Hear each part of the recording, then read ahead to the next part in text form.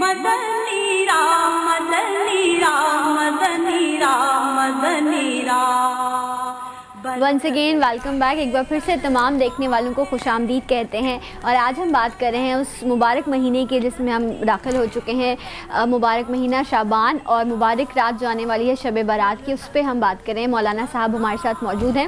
ایک کالر تھے ہمارے پاس لاہور سے، بریک پہ جانے سے پہلے انہوں نے جو جاننے کی وہ یہ جاننا چاہتے ہیں کہ یہ جو شب برات کی رات ہے اور جو 27ویں شب جس دن کہا جاتا ہے کہ آپ اپنے معافی مانگیے، اللہ کے گناہوں کو معاف کرتا ہے، تو دونوں کے لیے ایک ہی بات کہی جاتی ہے یا دونوں کی فضیلت الگ ہے؟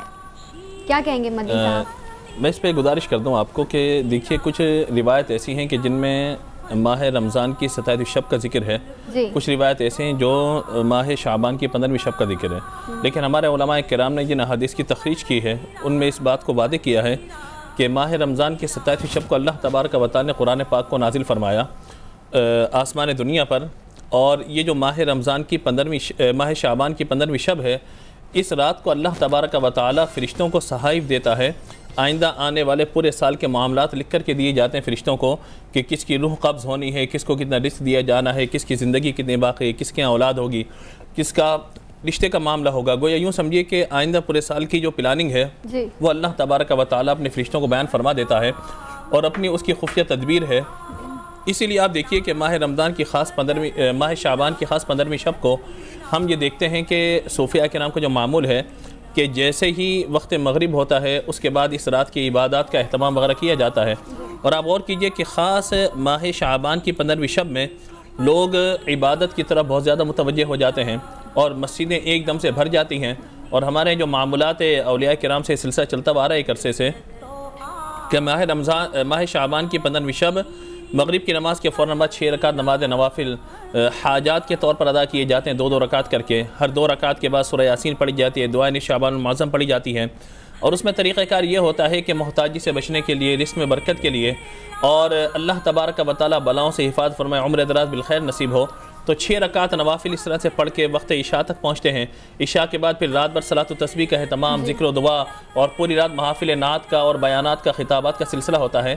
تو اب یہ دیکھیے پوری رات اللہ تبارک و تعالی کی عبادت میں گزاری جاتی ہے، اور اگر خاص طور پر اس رات کی فضیلت کے حوالے سے ہم بات کریں تو حضرت عائشہ صدیقہ رضی اللہ تعالیٰ عنہ کی جس حدیث کا ہمارے بھائی نے ذکر کیا تھا، کالر نے ہمارے، وہ اس طرح سے ہے کہ حضرت عائشہ صدیقہ رضی اللہ تعالیٰ عنہ کہتی ہیں کہ میں نے ماہ شعبان کی 15ویں شب آقا علیہ الصلوۃ والسلام کو حجرہ مبارک میں نہ پایا، تو میں باہر نکلی دیکھنے کے لیے، تو نبی مکرم صلی اللہ تعالیٰ علیہ وآلہ وسلم قبرستان سے واپس تشریف لا رہے تھے، وہاں ملاقات ہو گئی، تو نبی کریم علیہ الصلوۃ والسلام نے فرمایا یہ آج کی رات عائشہ غفلت والی رات نہیں ہے، اور جو مختلف احادیث کے مضامین ہیں ان کا نچوڑ خلاصے کے طور پر آپ کو اس طرح عرض کر دوں، فرمایا کہ یہ وہ رات ہے کہ اللہ تبارک و تعالی بنی کلب کی بکریوں کے بالوں کی تعداد کے برابر، اور بعض روایت میں کہ ان کی تعداد ان کے بالوں کی تعداد سے زیادہ اللہ تعالیٰ گناہ گاروں کو جہنم سے آزاد فرماتا ہے۔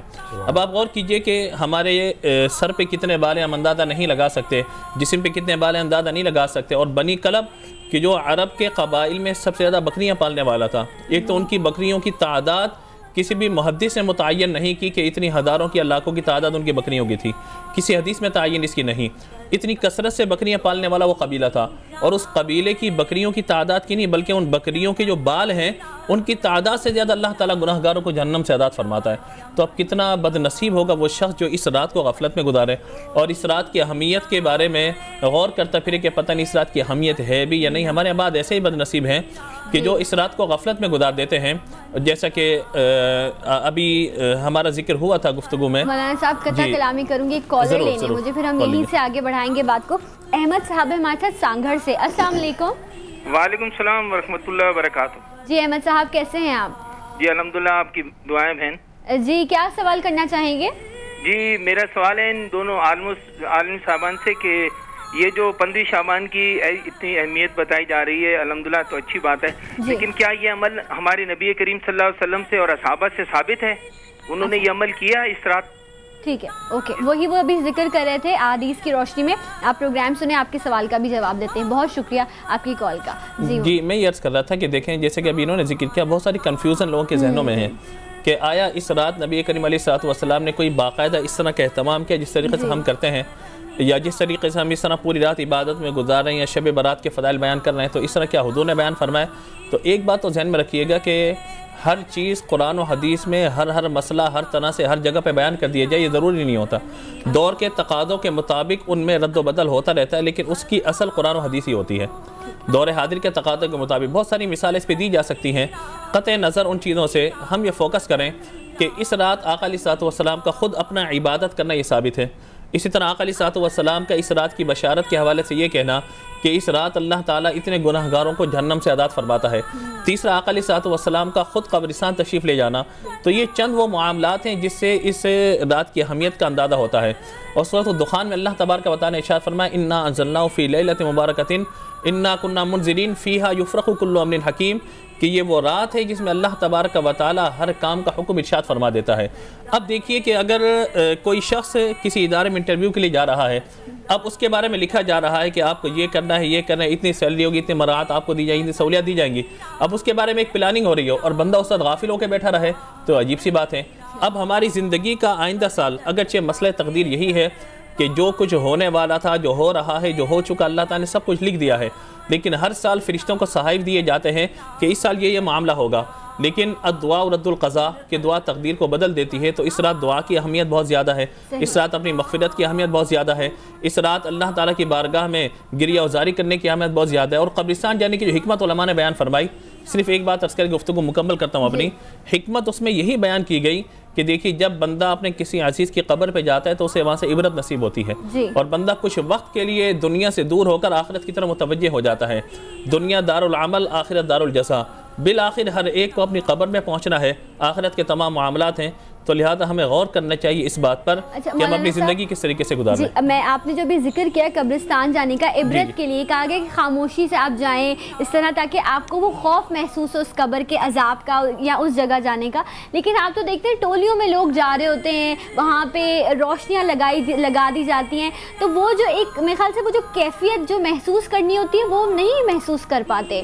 میں یہ عرض کروں گا اس سلسلے میں کہ شب برات مطلب سال میں وہ ایک ایسا موقع ہوتا ہے کہ جس میں لوگوں کا رجحان ہے. اس حدیث کی جو بھی علامہ صاحب نے بیان فرمائی یہاں پر کہ نبی کریم علیہ الصلوۃ والسلام کا خود قبرستان جانا ثابت ہے، تو لوگ ٹولیوں کی شکل میں جاتے ہیں. اچھا، پھر دوسری بات یہ کہ اب قبرستان میں اندھیرا ہے، تو اندھیرے کو دور کرنے کے لیے چراغ کا روشن کرنا ہمارے علماء نے اس کی اجازت دی ہے کہ چراغ روشن کر دیا جائے تاکہ اندھیرے میں کوئی شخص قبر پر پاؤں نہ رکھ دے. ایک وجہ یہ بتائی کہ چراغ اس لیے بھی روشن کر دیا جائے کہ قبر کے پاس بیٹھ کے تلاوت کرنے اور ذکر اذکار کرنے میں انسیت محسوس ہو، آسانی ہو جائے. تو اب ایک آدمی اپنے والد کی قبر پہ بیٹھا ہوا چراغ روشن کر رہا ہے، اس طرح ہر آدمی اپنی قبر کے پاس بیٹھ کے روشنی کرے گا تو پورا قبرستان میں ایسا لگتا ہے جیسے کوئی میلے کا سماں ہے. میلے کا سماں نہیں ہے، وہ ہر آدمی بیچارہ اپنے مرحومین کے ساتھ بیٹھا ہوا چراغ روشن کر رہا ہوتا ہے. آٹومیٹیکلی پورے کے پورے قبرستان میں روشنی ہو جاتی ہے. ٹھیک ہے، ایک کالر شامل کر لیتے ہیں پھر ہم آگے سوال کرتے ہیں. السلام علیکم. ہیلو. السلام علیکم. وعلیکم السلام. جی کون صاحب بات کر رہے ہیں؟ جی خلیل بات کر رہا ہوں نواب شاہ سے. جی خلیل صاحب کیا پوچھنا چاہیں گے؟ وہ عالم صاحب ابھی ارشاد فرما رہے تھے کہ کچھ بد نصیب آج کی رات بھی نہیں بخشے جائیں گے، تو معلوم یہ کرنا چاہ رہے تھے کہ وہ کون سے بد نصیب ہوں گے جو آج کی رات بھی نہیں بخشے جائیں گے. اچھا ٹھیک ہے، اس پہ ہم بات کرتے ہیں. بہت شکریہ آپ کی کال کا. کون سے ایسے بد نصیب لوگ ہیں جو اس رات بھی بہت اچھا سوال کیا. اصل میں بات یہ کہ یہ اس امت کے خصائص میں سے ہے، یعنی خصوصیات میں سے ہے کہ اللہ تبارک و تعالیٰ نے یہ مواقع اور یہ لمحات دیے ہیں کہ اس میں بخشش و مغفرت عام ہوتی ہے. لیکن اس عام بخشش و مغفرت میں بھی کچھ ایسے لوگ ہیں کہ جن کی بدعمالیوں کی وجہ سے اللہ تبارک و تعالیٰ ان کی بخشش و مغفرت نہیں فرماتا. جیسے مثال کے طور پہ شراب کا عادی ہے، عادی شراب پینے والا ہے، غیبت کرنے والا ہے، والدین کا نافرمانی کرنے والا ہے، اسی طرح صلہ رحمی کو توڑنے والا یعنی رشتہ داریوں کو توڑنے والا. تو یہ ایسے امور ہیں، پیچھے باتیں کرتے ہیں، پیٹ پیچھے بات کرنے والا. اب رشتہ داری کو توڑنا آپ یہ دیکھیں آج ہمارے معاشرے کے اندر یہ اتنا عام ہو گیا ہے کہ ہم اپنے سگے رشتہ داروں سے اتنا نہیں ملتا ہے جتنا ان نون لوگوں کو فون کالز بھی بہت کرتے ہیں اور ایس ایم ایس بھی خوب کرتے ہیں. بھی رہتا ہے. اور ہاں نہیں یہ بات رشتہ داروں میں اب آج کل زیادہ پریشانیاں بڑھ جاتی ہیں. میں معذرت چاہتا ہوں آپ سے. نبی کریم علیہ الصلوۃ والسلام نے ہمیں یہ تاکید فرمائی ہے کہ اگر آپ کے رشتہ دار آپ سے رشتہ داری توڑتے بھی ہیں، ناراضگی کا اظہار بھی کرتے ہیں، تب بھی آپ پر یہ ضروری ہے کہ ان کے ساتھ جا کر کے ملیں، اپنی ناراضگیوں کو دور کریں. کیونکہ جو شخص صلہ رحمی کرتا ہے، حدیث پاک میں آتا ہے، نبی کریم علیہ السلام نے فرمایا کہ جو شخص یہ چاہتا ہو کہ اس کی عمر میں اضافہ کر دیا جائے، اس کے رزق میں اضافہ کر دیا جائے، اسے چاہیے کہ وہ رشتہ داریوں کو جوڑے، اور رشتہ داری کو کاٹنے والا، رشتہ داری کو توڑنے والا جنت کی خوشبو بھی نہیں پائے گا۔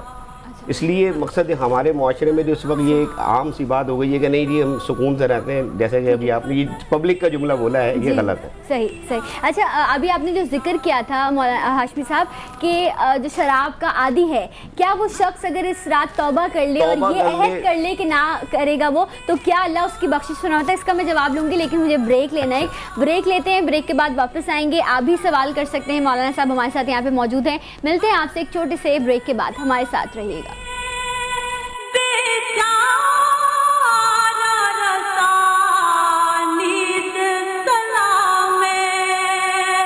بردرگاہ دربارے، بردرگاہ دربارے